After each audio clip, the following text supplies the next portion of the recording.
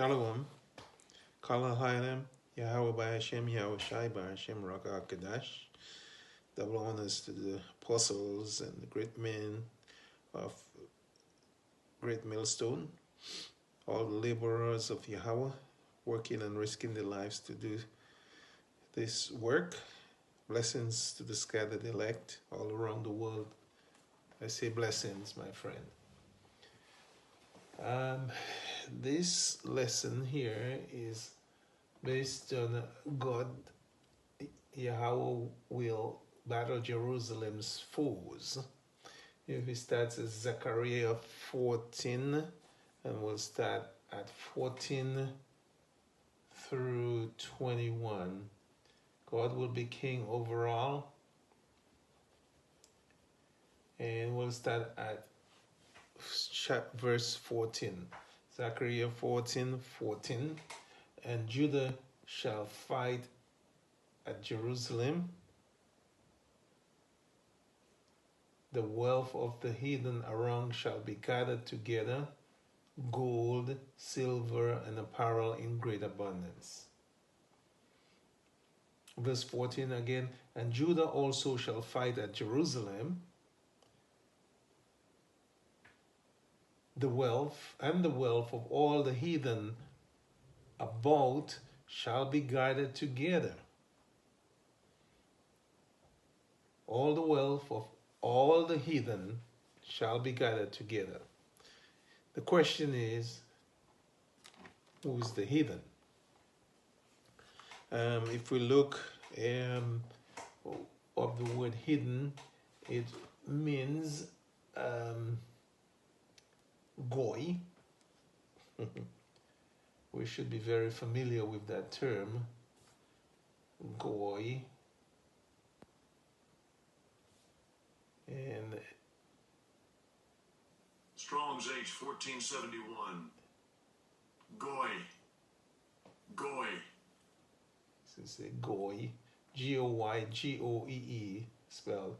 It means nation people, usually of non-Hebrew people. Anyway, goyim means nations.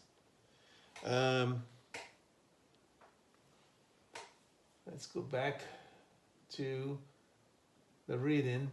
So all the other nations, goyim, around the boat shall be guided together, the gold, the silver, and apparel, and in great abundance. So lots of wealth. And so, verse 15, and so shall be the plague of the horse. And this represents the nations around Jerusalem, not Israel, but the heathen nations. And so shall the plague of the horse. If we look at the word plague, we'll see what the word plague means.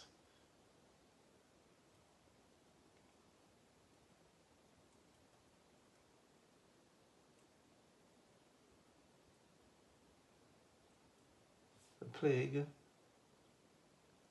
Strong's H 4046.